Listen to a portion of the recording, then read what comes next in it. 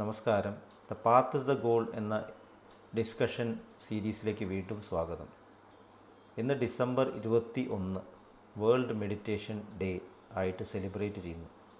അപ്പോൾ ഇന്നത്തെ ദിവസം മെഡിറ്റേഷനിലൂടെ ഉള്ളിലേക്ക് കണക്ട് ചെയ്ത് ഫൈനൽ വേർഷനിലേക്ക് കണക്ട് ചെയ്ത് നമ്മുടെ ബെസ്റ്റ് വേർഷനിലേക്ക് കണക്ട് ചെയ്ത് ആ മെഡിറ്റേറ്റീവ് സ്റ്റേറ്റ് നിലനിർത്തിക്കൊണ്ട് തന്നെ ഈ ദിവസത്തിലുള്ള എല്ലാ പ്രവൃത്തികളും ചെയ്യാൻ ആത്മാർത്ഥമായിട്ട് ശ്രമിക്കാം എന്ന് നമുക്ക് തീരുമാനിക്കാം.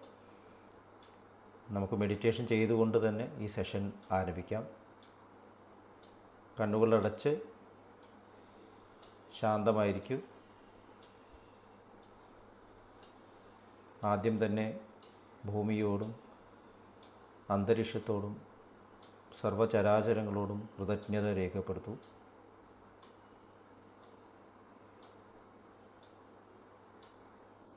ശരീരത്തിലെ ഓരോ കോശങ്ങളും പൂർണ്ണമായും അയഞ്ഞ് റിലാക്സ്ഡ് ആയതായി അനുഭവിക്കൂ. ശ്വാസം ദീർഘമായി ഉള്ളിലേക്കെടുക്കൂ. ഹൃദയത്തിൽ സ്നേഹം നിറയുന്നതായി അനുഭവിക്കൂ. ശ്വാസം പുറത്തേക്ക് വിടുമ്പോൾ സ്നേഹം പ്രപഞ്ചം മുഴുവൻ വ്യാപിക്കുന്നതായി അനുഭവിക്കൂ. റിലാക്സേഷൻ ഹൃദയത്തിൽ അനുഭവിക്കൂ.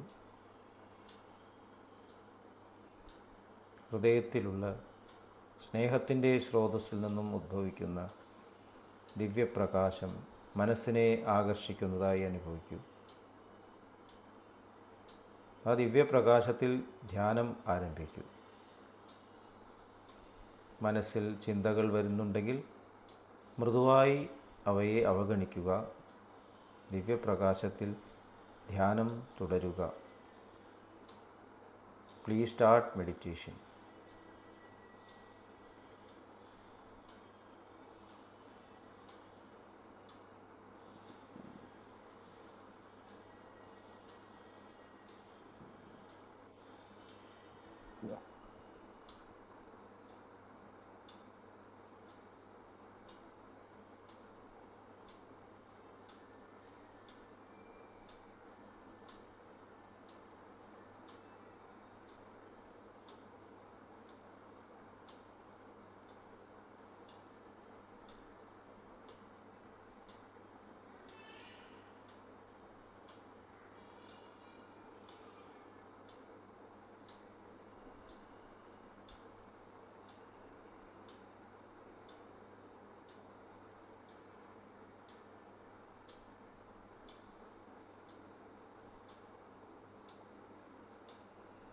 ഓക്കെ,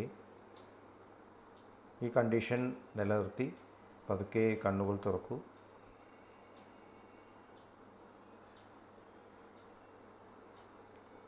ഇപ്പോൾ അനുഭവിക്കുന്ന കണ്ടീഷൻ ഒരു ഡയറിയിൽ റെക്കോർഡ് ചെയ്യൂ. ഈ മെഡിറ്റേഷൻ 1 മണിക്കൂർ വരെയും നമുക്ക് തുടർന്ന് ചെയ്യാം. പിന്നെ ചെറിയൊരു ഗ്യാപ്പ് ഇട്ട് വീണ്ടും കണ്ടിന്യൂ ചെയ്യാം. മെഡിറ്റേറ്റീവ് കണ്ടീഷൻ നിലനിർത്താൻ പ്രത്യേകിച്ച് ശ്രദ്ധിക്കണം. നമ്മൾ കഴിഞ്ഞ സെഷനിൽ ഒരു ഗൈഡൻസിനെ കുറിച്ച് പറഞ്ഞിരുന്നു.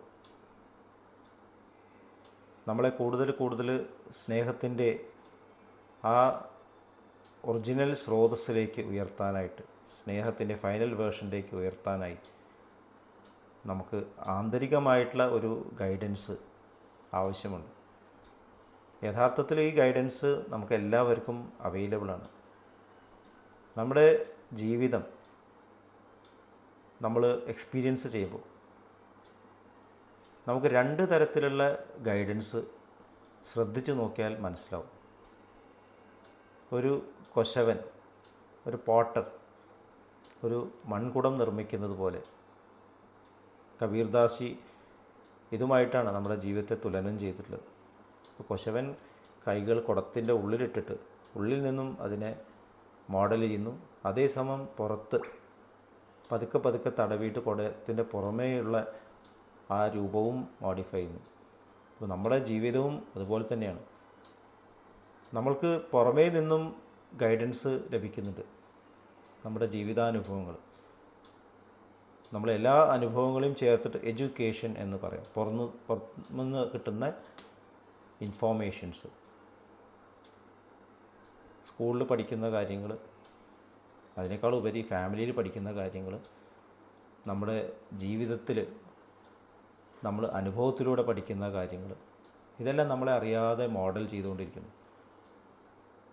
എന്തെല്ലാം ചെയ്യണം എന്നുള്ളത് ലോകം നമ്മളെ പഠിപ്പിക്കുന്നു. ഇപ്പോൾ എക്സിസ്റ്റ് ചെയ്യുന്ന ഈ ലോകത്തിൽ നിയമങ്ങൾ അനുസരിച്ചുകൊണ്ട് എങ്ങനെ നമ്മൾ ജീവിക്കണം, ഇവിടെ ഒരു കംഫർട്ടബിളായിട്ടുള്ള ജീവിതം നയിക്കണം. അപ്പം അതിന് നമ്മൾ ടെമ്പറൽ ലോസ്, ഭൗതികമായിട്ടുള്ള നിയമങ്ങൾ തീർച്ചയായിട്ടും പാലിക്കണം. അത് കാലാകാലങ്ങൾ മാറിക്കൊണ്ടേയിരിക്കുന്നു. എല്ലാ കാലത്തും ഒരേ മാതിരി നിയമങ്ങളാവണമെന്നില്ല. പക്ഷെ നമ്മളത് അനുസരിക്കണം, ഒബേ ചെയ്യണം. അത് എങ്ങനെ ചെയ്യണമെന്ന് പഠിപ്പിക്കുന്നില്ല, എന്ത് ചെയ്യണമെന്ന് പഠിപ്പിക്കുന്നു. ഹൗ ടു ഡു ഇറ്റ്, എങ്ങനെയാണ് നമ്മൾ ഇവിടെ ജീവിക്കേണ്ടത്, എങ്ങനെയാണ് എൻ്റെ ഹൃദയത്തിൽ കുടികൊള്ളുന്ന ആ സ്നേഹത്തിൽ അധിഷ്ഠിതമായിട്ടുള്ള ഫീലിങ്ങിൽ ഈ ലോസ് നമ്മൾ അനുഭവിക്കുക. How to do it. അപ്പോൾ അതിനെയാണ് വിവേകബോധം എന്ന് പറയുന്നത്, വിസ്ഡം. ഇപ്പോൾ നോളജും ഉണ്ട്, വിസ്ഡമും ഉണ്ട്. ഇപ്പോൾ ഏൻഷ്യൻ ലിറ്ററേച്ചറിൽ നമ്മളതിനെ വിദ്യ, പരാവിദ്യ എന്ന് പറയുന്നു. അപ്പോൾ ഉള്ളിൽ നിന്നും ആണ് അതിനുള്ള ഗൈഡൻസ് ലഭിക്കുന്നത്.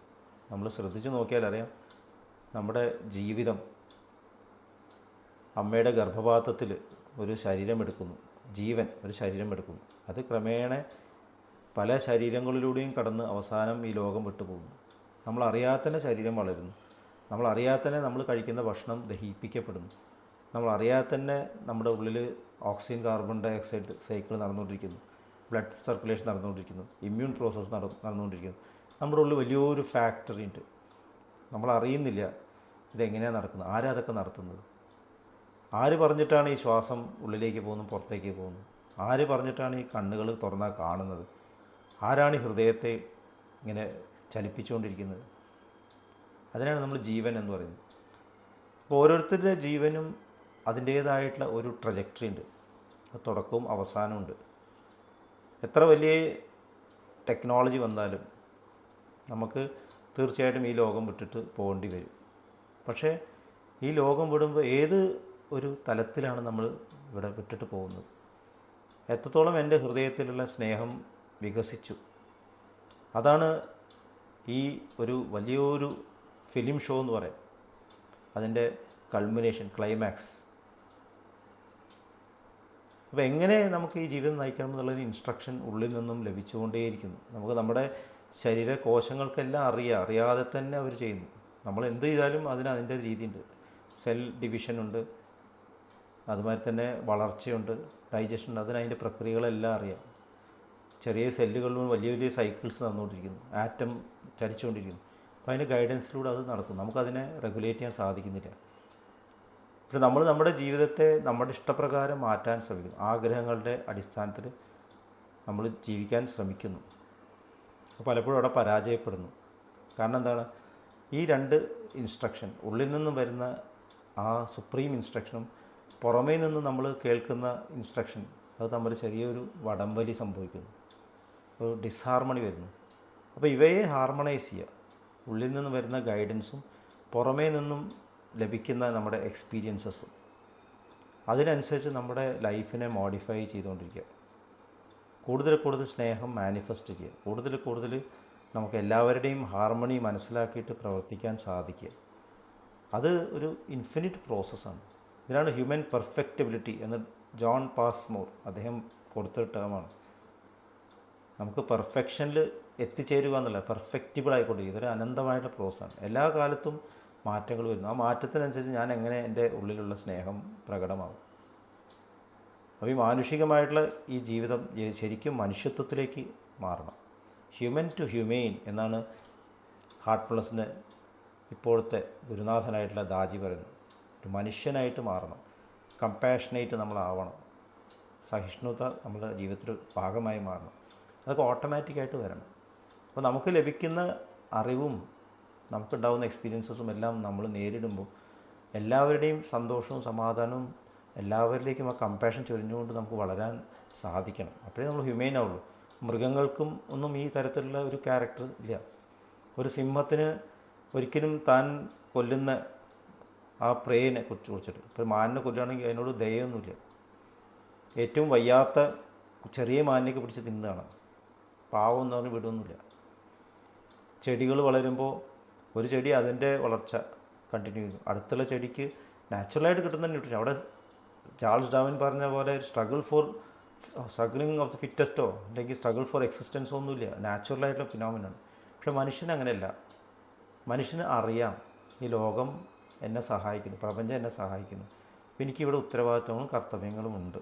അപ്പോൾ ഇങ്ങോട്ട് ലഭിക്കുന്നത് നമ്മൾ അങ്ങോട്ടും ചെയ്യേണ്ടതായിട്ടുണ്ട്. അത് മനുഷ്യനറിയാം. അതുകൊണ്ട് മനുഷ്യനത് അറിഞ്ഞുകൊണ്ട് ജീവിക്കണം. അതാണ് ഒരു കോൺഷ്യസ് ആയിട്ടുള്ള ബോധപൂർവമായിട്ടുള്ള ജീവിതം എന്ന് പറയുന്നത്. അപ്പോൾ അതല്ലാതെ നമ്മൾ കണ്ണടച്ച് ഇരുട്ടാക്കിയിട്ട് കാര്യമില്ല. അങ്ങനെ ഇരിക്കുമ്പോൾ ഉള്ളിൽ ഭാരം കൂടുന്നു. അപ്പോൾ ഉള്ളിൽ നിന്നുള്ള ഗൈഡൻസ് നമ്മളെ ഈ തരത്തിലാണ് പ്രേരിപ്പിക്കുന്നത്. നമ്മുടെ ഉള്ളിൽ നിന്നും ആ ഫ്ലോ, അത് സ്നേഹത്തിൻ്റെ ഫ്ലോ, അത് എല്ലാ ആക്ടിവിറ്റീസിലേക്കും എത്തിക്കാൻ നമുക്ക് ഒരു ഗൈഡൻസ് വന്നുകൊണ്ടിരിക്കുന്നു. അപ്പോൾ ഈ ഗൈഡൻസ് നമുക്ക് ലഭിക്കുന്നുണ്ട്, പക്ഷേ നമ്മളത് ശ്രദ്ധിച്ചിട്ടില്ല. ഇപ്പോൾ മെഡിറ്റേഷൻ സെഷനിലൂടെ ഇതുവരെ കടന്നു പോകുമ്പോൾ നമുക്കൊരു ഗൈഡൻസ് ഫീൽ ചെയ്യാൻ തുടങ്ങുന്നുണ്ട്. ഞാൻ ഗൈഡഡ് ആണ്. നമ്മൾ പുറമേ എന്ത് ചെയ്യുമ്പോഴും ഉള്ളിലേക്ക് ശ്രദ്ധിക്കാൻ തുടങ്ങും. ഇത് കൂടുതൽ നമുക്ക് ലഭിക്കണമെന്നുണ്ടെങ്കിൽ നമ്മൾ ആന്തരികമായിട്ടുള്ള ആ ഗൈഡൻസിനെ നമ്മൾ പൂർണ്ണമായിട്ടും അനുസരിക്കണം. ഒബീഡിയൻസ്, അതാണ് നമ്മൾ കഴിഞ്ഞ സെഷനിൽ ഒരു ഗൈഡിൻ്റെ ആവശ്യം പറഞ്ഞത്. അപ്പോൾ നമ്മൾ ഉള്ളിൽ നിന്നും ഗൈഡൻസ് സ്വീകരിക്കാൻ നമുക്ക് മനസ്സിലാവില്ല. അതുകൊണ്ട് നമ്മൾ പുറമേ നിന്നും ആ തരത്തിലേക്ക് ഉയർന്ന ഒരു ഗുരുനാഥൻ്റെ, ഒരു മാസ്റ്ററുടെ ഇൻസ്ട്രക്ഷൻസ് പാലിക്കുന്നു. കാരണം അദ്ദേഹത്തിന് മാർഗം അറിയാം. അദ്ദേഹം ഈ വഴി കൂടെ നടന്നു പോയതാണ്. നമ്മുടെ ജീവിതാനുഭവങ്ങൾ കടന്നു പോകുമ്പോൾ എന്താണ് ചെയ്യേണ്ടതെന്ന് അദ്ദേഹത്തിന് അറിയാം. അപ്പോൾ അദ്ദേഹത്തെ നമുക്ക് സ്വീകരിക്കാൻ സാധിക്കണം. ഒരു മാസ്റ്ററെ നമ്മൾ കണ്ടെത്താൻ സാധിക്കണം. അതിൽ നമ്മൾ ഇന്നലെ എക്സ്പ്ലെയിൻ ചെയ്തു, നമ്മൾ പ്രാർത്ഥനാഭാവത്തിരിക്കണം. കാരണം നമ്മുടെ ഈ പുറമേയുള്ള ഇന്ദ്രിയം കൊണ്ട് അത് മനസ്സിലാവില്ല. നമ്മുടെ മുമ്പിൽ അങ്ങനെ ഒരു ഗുരുനാഥൻ നിൽക്കുന്നതിന് നമ്മൾ ആക്സെപ്റ്റ് ചെയ്യണമെന്നില്ല. എത്രയോ ഈ തരത്തിലുള്ള മാസ്റ്റേഴ്സ് ഈ ഭൂമിയിൽ ജീവിച്ചു കടന്നുപോയി. പക്ഷേ ആ കാലത്തൊന്നും അവരെ സ്വീകരിച്ചിരുന്നില്ല. ആ കാലത്ത് അവരൊക്കെ ബുദ്ധിമുട്ടിക്കുകയാണ് ചെയ്തത്. പലരെയും അസാസിനേറ്റ് ചെയ്തു. പിന്നീടാണ് അവരെ ആക്സെപ്റ്റ് ചെയ്യുന്നതും അവരുടെ പേരിൽ റിലിജൻസൊക്കെ സ്ഥാപിക്കപ്പെട്ടത്. അപ്പോൾ ആ കാലത്ത് സ്വീകരിച്ചിട്ടുള്ള ആൾക്കാരുണ്ട്. അതെങ്ങനെ അവർ മനസ്സിലാക്കി? കാരണം അവർ ഇന്നർ ഗൈഡൻസ് സ്വീകരിച്ചു. അപ്പോൾ നമ്മൾക്കും ആ തരത്തിലൊരു ഗുരുനാഥനെ കണ്ടെത്താനും ആ ഗുരുനാഥൻ്റെ ഗൈഡൻസ് സ്വീകരിക്കാനുമുള്ള ഭാഗ്യം ഉണ്ട്. ഇപ്പോൾ ഞങ്ങൾ ഫോളോ ചെയ്യുന്ന ഹാർട്ട്ഫുൾനെസ് സഹജമാർഗ സിസ്റ്റത്തിൽ നമുക്കൊരു ഗൈഡുണ്ട്. അപ്പോൾ അദ്ദേഹം പല രീതിയിലും നമ്മളുടെ ജീവിതത്തെ ഗൈഡ് ചെയ്യും. അദ്ദേഹവും ഒരു മനുഷ്യൻ തന്നെയാണ്. ഇവോൾവ് ചെയ്ത് അദ്ദേഹം ആ പെർഫെക്ഷനിലേക്ക് ഉയർന്നുകൊണ്ടിരിക്കുന്നു. പെർഫെക്റ്റിവിറ്റി മാക്സിമൈസ് ചെയ്തിരിക്കുന്നു. അപ്പോൾ നമ്മളെ ഈ വഴിയിൽ ശരിക്കുള്ള ഗൈഡൻസിന് അദ്ദേഹം സാധിക്കുന്നു. അപ്പോൾ ഏറ്റവും പ്രധാനപ്പെട്ട ഗൈഡൻസ് ഉള്ളിൽ നിന്നാണ്, നമ്മുടെ ജീവന് തരുന്ന ഗൈഡൻസ്. അത് നമുക്ക് ഈ ഇന്ദ്രിയങ്ങളിലൂടെ മനസ്സിലാവില്ല. അപ്പോൾ ഈ ഗൈഡൻസ് നമുക്ക് വേണം എന്ന് മനസ്സിലാക്കിക്കൊണ്ട് തന്നെ ഇനിയുള്ള മെഡിറ്റേഷൻ സെഷൻസിൽ നമ്മൾ ഒരു ഇൻട്രൊഡക്ഷൻ ആവശ്യമുണ്ട്. ആ ഗൈഡൻസ് സ്വീകരിക്കുമ്പോൾ നമുക്ക് മനസ്സിലാവണം. അപ്പോൾ നമ്മൾ ഇതുവരെ ഡിസ്കസ് ചെയ്ത പാത്ത് ഗോൾ എന്നുള്ള ഈ സെഷൻസ് എല്ലാവരും ഒന്നുകൂടിയും റിവൈസ് ചെയ്യുമ്പോൾ കുറച്ചുകൂടിയും നമുക്കത് മനസ്സിലാവും. പുറമേ പഠിക്കുന്നതല്ല, നമ്മുടെ ക്യാരക്ടർ ട്രാൻസ്ഫോർമേഷൻ, നമ്മൾ കമ്പാഷനേറ്റ് ആകുമ്പോൾ, നമ്മുടെ സംഭാഷണം ശ്രദ്ധിക്കുമ്പോൾ അപ്പോഴാണ് നമുക്ക് ഈ ഗൈഡൻസ് മനസ്സിലാവുക. അപ്പോൾ ആ ഗൈഡൻസ് ലഭിക്കുന്നു എന്ന് മനസ്സിലാക്കിക്കൊണ്ട് നമ്മൾ ഇൻട്രൊഡക്ഷനിൽ പാർട്ടിസിപ്പേറ്റ് ചെയ്യുമ്പോൾ നമുക്ക് വേഗം മുന്നേറാൻ സാധിക്കും. അപ്പോൾ ഇനി മുന്നോട്ട് പോകണമെന്നുണ്ടെങ്കിൽ എല്ലാവരും ഈ സെഷനിൽ ഞാൻ പറയുന്ന പോലെയുള്ള ഒരു ഇൻട്രൊഡക്ടറി സെഷൻ എടുക്കണം എന്ന് അഭ്യർത്ഥിക്കുന്നു. അതിന് പല മാർഗ്ഗങ്ങളുണ്ട്. ഹാർട്ട്സ് ആപ്പ് എന്നുള്ള ആപ്പ്, HERTSAPP, അത് ഡൗൺലോഡ് ചെയ്യാം. അതിൽ ഇൻട്രൊഡക്ഷൻ ചെയ്യാം. അല്ലെങ്കിൽ Heartfulness, HEARTFULNESS, Heartfulness app download ചെയ്യാം. അതുമല്ലെങ്കിൽ സഹജമാർഗ് ഹാർട്ട്ഫുൾനെസ്സിൻ്റെ പ്രിസെപ്റ്റേഴ്സ് ഉണ്ട്, ട്രെയിനേഴ്സ് ഉണ്ട്. അവർ ഓരോ സെൻറ്റേഴ്സിലും അവൈലബിളാണ്. അവരുമായിട്ട് ഇൻട്രാക്റ്റ് ചെയ്യാം. അത് ഹാർട്ട്ഫുൾനെസ് ആപ്പ് അല്ലെങ്കിൽ ഹാർട്ട്സ് ആപ്പ് നിങ്ങളെ സഹായിക്കും. പിന്നെ ഉള്ളൊരു വഴി എന്ന് പറഞ്ഞാൽ ഞങ്ങൾ ഒരു മെഡിറ്റേഷൻ ഗ്രൂപ്പ് നടത്തുന്നുണ്ട്. ആ മെഡിറ്റേഷൻ ഗ്രൂപ്പിൻ്റെ ലിങ്ക് ഞാൻ ഷെയർ ചെയ്യാം. താല്പര്യമുള്ളവർ തീർച്ചയായിട്ടും ആ ലിങ്കിൽ ജോയിൻ ചെയ്തിട്ട് മെഡിറ്റേഷൻ ചെയ്യണം. ഇൻട്രൊഡക്ടറി സിറ്റിങ്സ് എടുക്കണം. അങ്ങനെയാണെങ്കിൽ ഇനി മുന്നോട്ട് പോകുമ്പോൾ ഈ സെഷൻസിൻ്റെ മാധുര്യം കൂടുതൽ നമുക്ക് നുകരാൻ സാധിക്കും. ഇത്രയും പറഞ്ഞുകൊണ്ട് വേൾഡ് മെഡിറ്റേഷൻ ഡേ ഡിസംബർ 21 ഈ ദിവസം എല്ലാവരും മെഡിറ്റേഷൻ ചെയ്യണമെന്നും മെഡിറ്റേറ്റീവ് സ്റ്റേറ്റ് നിലനിർത്തണം എന്നും ലോക സമാധാനത്തിന് വേണ്ടി നമ്മുടെ ഉള്ളിൽ മാറ്റങ്ങൾ കൊണ്ടുവരികയാണെന്നുള്ളതിൻ്റെ അതാണ് ഏറ്റവും പ്രധാനമെന്ന് മനസ്സിലാക്കിയിട്ട് നമ്മുടെ ജീവിതം അനുഷ്ഠിക്കണം. അതൊരു സ്റ്റാർട്ടിംഗ് പോയിൻ്റ് ആവട്ടെ. ഇത്രയും പറഞ്ഞുകൊണ്ട് ഇന്നത്തെ സെഷൻ അവസാനിപ്പിക്കുന്നു. നന്ദി, നമസ്കാരം.